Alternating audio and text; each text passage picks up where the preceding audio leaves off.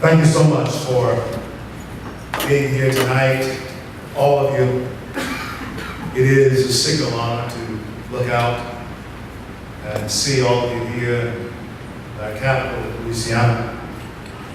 For those of you who are visiting us from out of town, I want to say to you, bienvenue en Louisiana, welcome to Louisiana.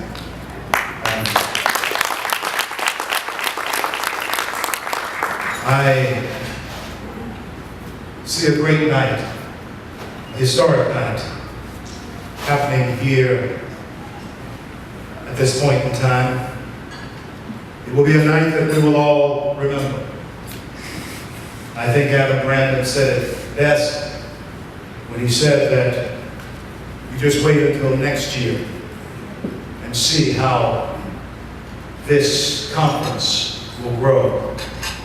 I want to thank Christy, Scott, for meeting me down there in Harahan some year and a half ago now, presenting this idea, a vision of what could be. And all of you who have come to speak, I believe that all of us will be better people because you have made this investment in our country and in our republic. I want to thank my friend Adam Brandon, coming down from Freedom Works in Washington, D.C. Adam and I, along with our colleagues, Denise Borelli and Tom Borelli, are original grassroots. We were among that 1.7 million people in 2009 who spoke there on the mall. And we told America then what would happen if progressive liberalism took hold and took root in this country. And I stand before you today, and Denise Borelli will stand before you tomorrow. Tom Borelli, Star Parker is on her way here, and I see others here that have suffered the slings and arrows of being conservatives in America in the age of Obama. And I can tell you, as we look at the news media today, that we who have suffered those slings and arrows have been vindicated because what we told them has come about. It is true. They are seeing for themselves.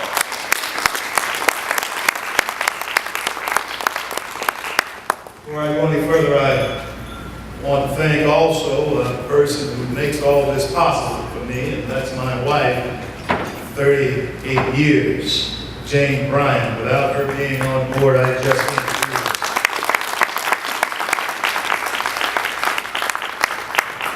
it. There's a face in the crowd that is a friend of mine, both of us. In Louisiana, you see, those of you who are not from here, it's divided north and south. And I'm from North Louisiana, that's where I grew up, although my roots do run down into southern Louisiana. But he's a friend of mine, and Congressman John Fleming is here. John, would you please just stand up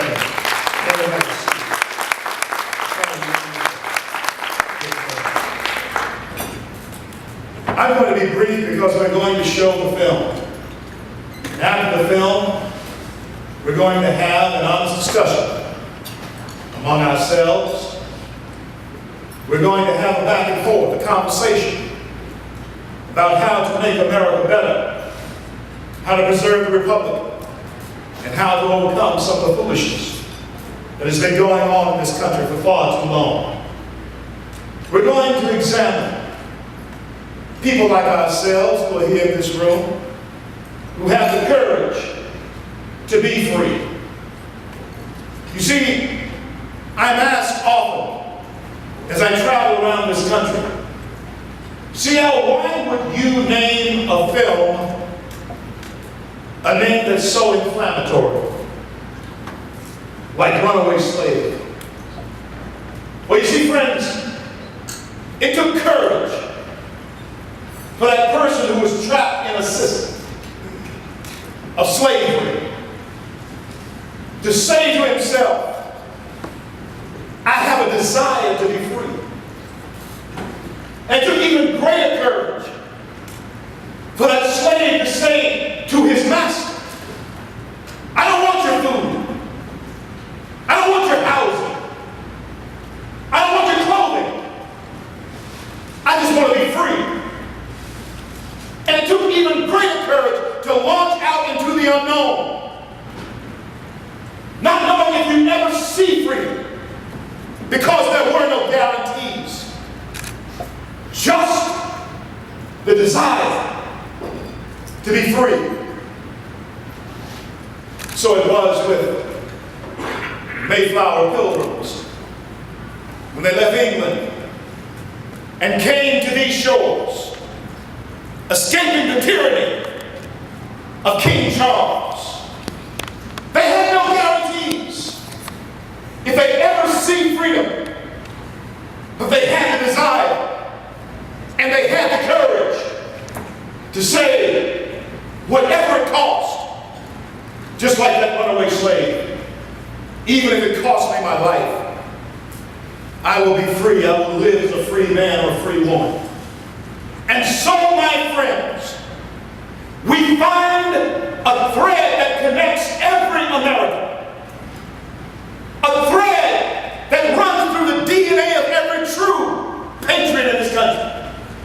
And that is a desire, a thirst for liberty and freedom, and Americans, that should never go away. We should never let that go.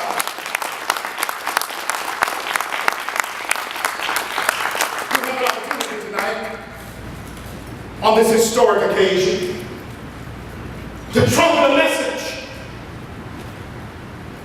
that our foreparents could never have voiced. We have an opportunity tonight to correct a perversion that our people as black folks and even conservatives have fallen into some type of disarray. As black conservatives, we have an opportunity tonight to deliver those from the clutches of victimhood. We have come to tell them, you can be free. You know, Deneen and I suffer this particular ill effect. When we tell others around the country they can be free, what has happened is the same thing that happened to other runaway slaves when they left that plantation. Those who were trapped in the system, they would go back and tell the masters, Deneen and CL are making trouble. They're back here, they're causing trouble for all of us. And then what your race hustlers would do, and the overseers would do, they would make public example of those who had made their way to freedom, in order to discourage those who would never try to be free themselves. So tonight we have an opportunity to break that cycle that has enslaved and ensnared for so long. I often tell people about my grandfather who could not read. If you wrote his name on the back wall.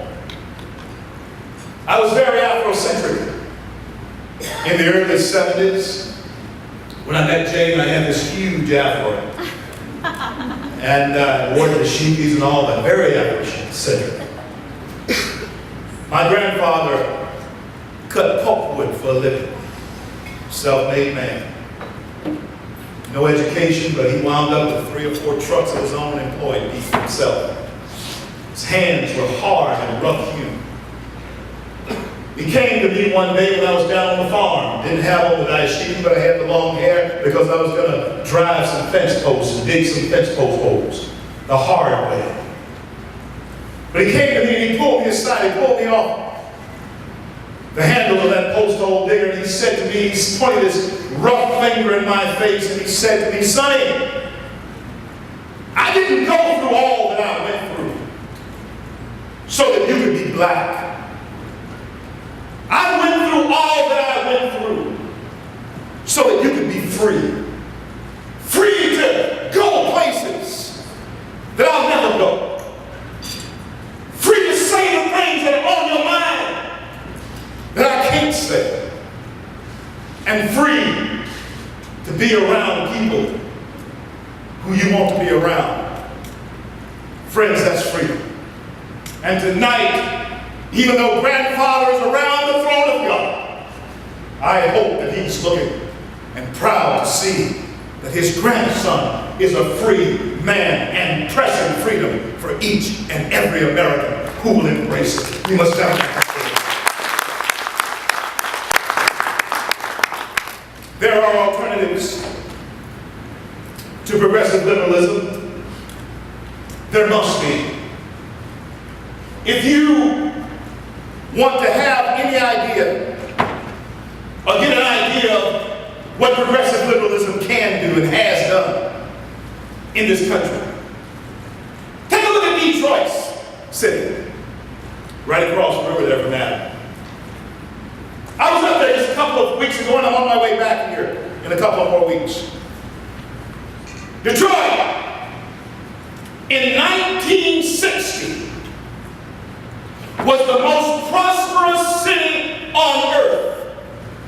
Detroit, the Motor City.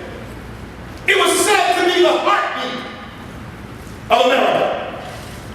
Detroit. Black people in Detroit were among the most prosperous in the entire nation. In Detroit. And then in 1961, progressive liberal policies took over the politics of Detroit. In 1960, Republicans and conservative ideas had hold of the city. In 1961, progressive liberal ideas took over the city. It took nearly 25 years, but they got everything they wanted. Just like this administration that we're seeing today, getting everything they want. They got everything they wanted from 1961 up until this present time. Take a look at Detroit today. It is almost a third world country within the boundaries of the most prosperous nation on earth. That's why we must be successful. But here we are, needing to refile the words of a great American prophet. And once again, let people know that it is possible to be judged by the content of your character and not the color of your skin. And folks, we must stand on those principles. We cannot.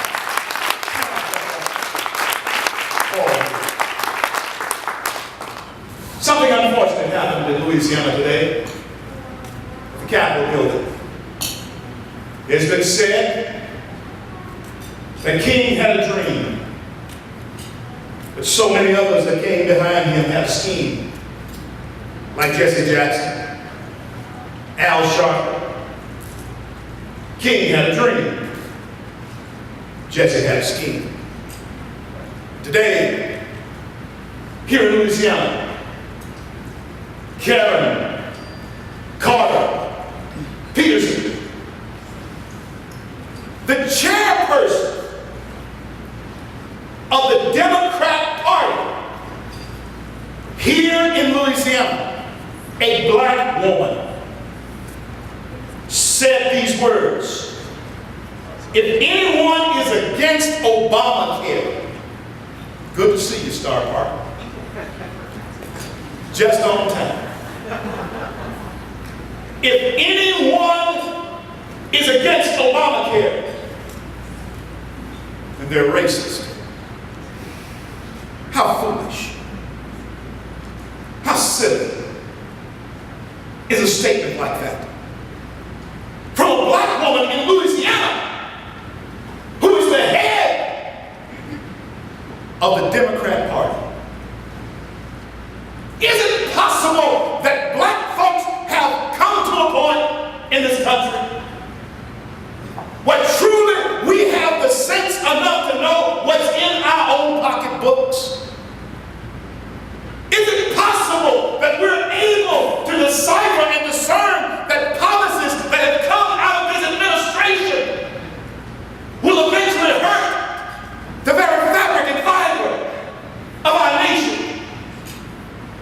But you do see the design.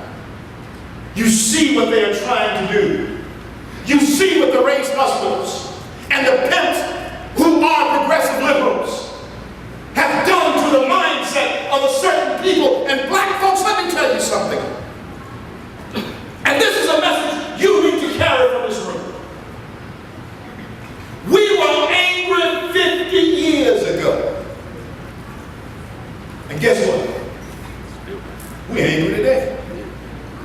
What's the common denominator between 50 years ago and today? What is the common reason that we were angry 50 years ago and today? Lack of jobs, little education, no access. Those are still the same arguments that are still being made by so-called community leaders in the black community. Angry 50 years ago and angry today. I'll tell you what the thread is: leadership. Black folks have been following the same leadership for over 50 years, and here at this at-large conference, we have come to say that it's time for a new day. It is time to try something different.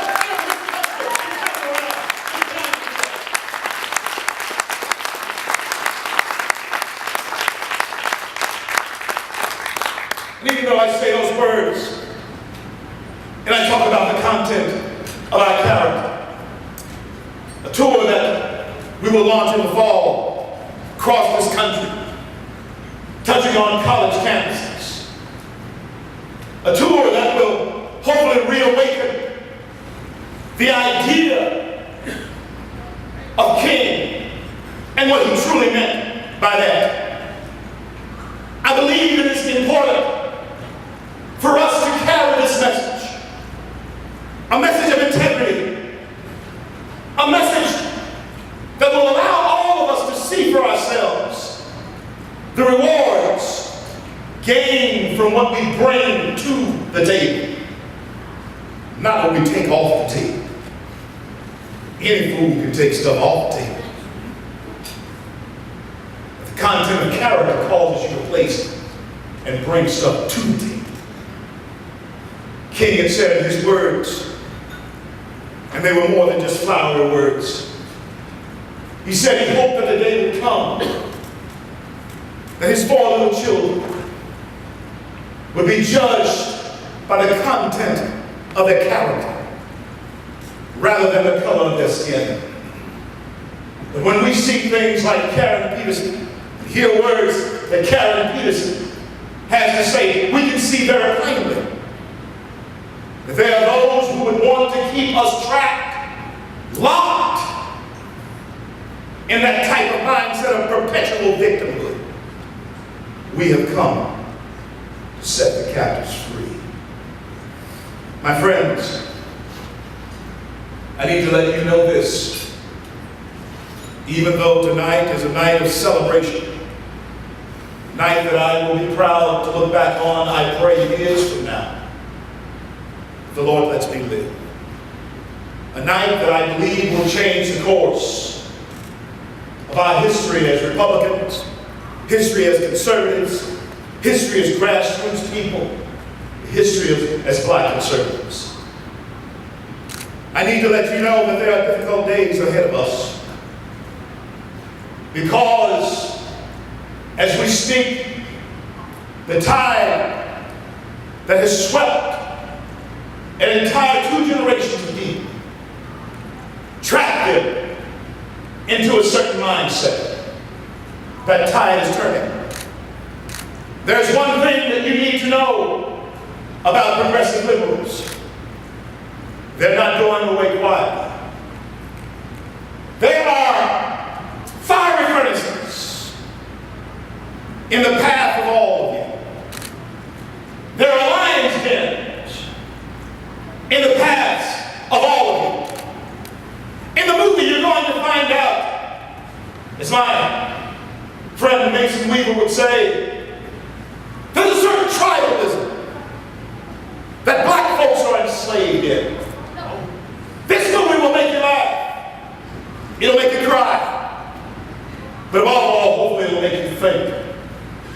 about our American future and how we have been locked into a certain mindset.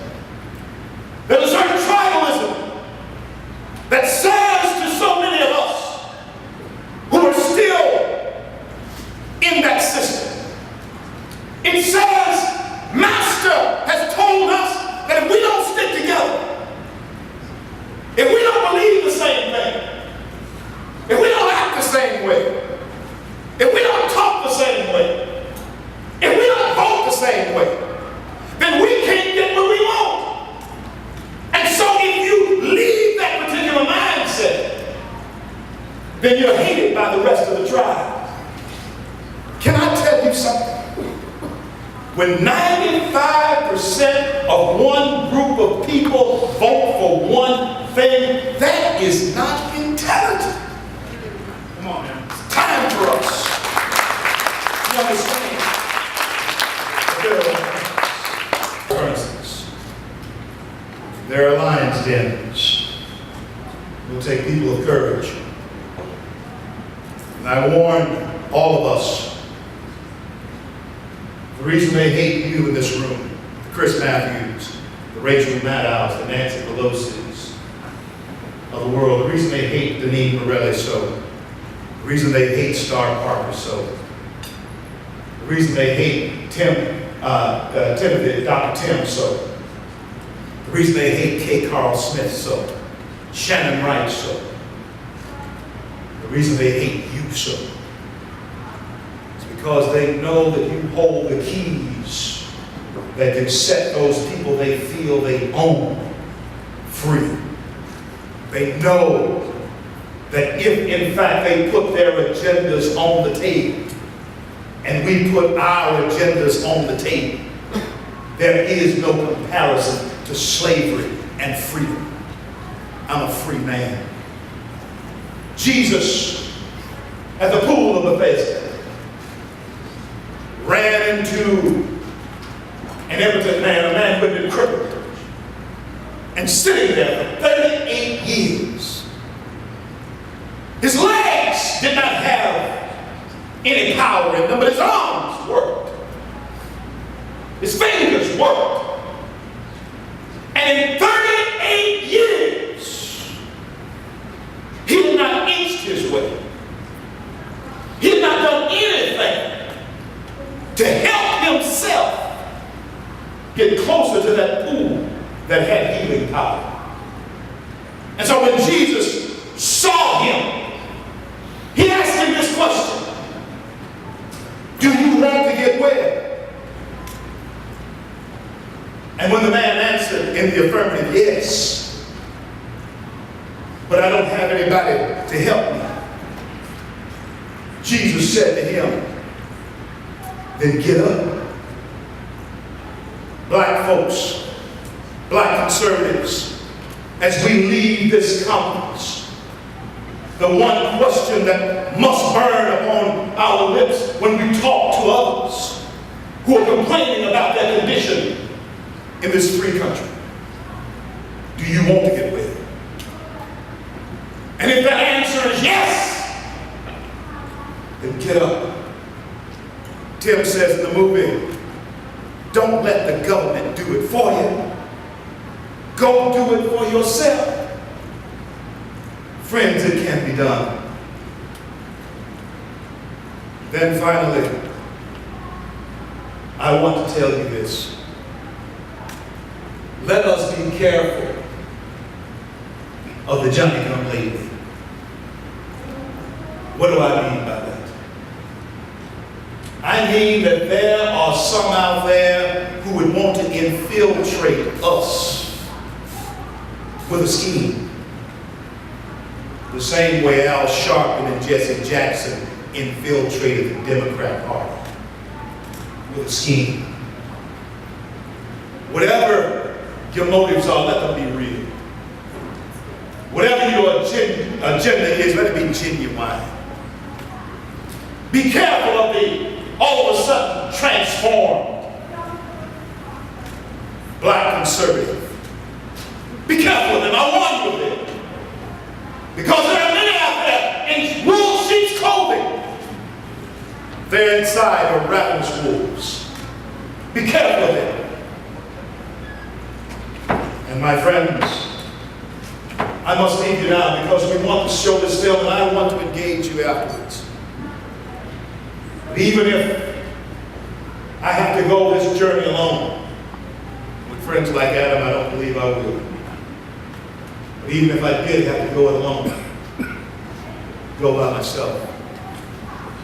Because I believe the Republic is worth saving. The word of God says, bear your gifts before great men. And your gift will make room for you.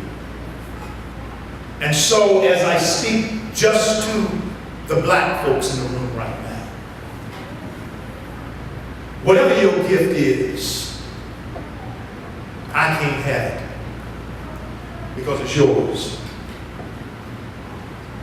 I have found among us sometimes a certain envy, a certain distrust, a certain standoffishness. Let that not be the case as we began to move forward and realize the American dream. Let us not be envious of one another. Let us work together. Let us help one another. I come bearing whatever gift God has given to me for your benefit. And I will not hide my life under a bushel basket because I realize that people like you are the light of the world, the salt of the earth. And friends, do you want to get well? Can America be what she was designed to be for all of us? Can we extinguish that poisonous light that lead people to the darkness of the politics of racism? I believe we can. And I believe we will. Because all of us have within us the thirst for liberty and for freedom. And I just have now just one more question as I leave you tonight.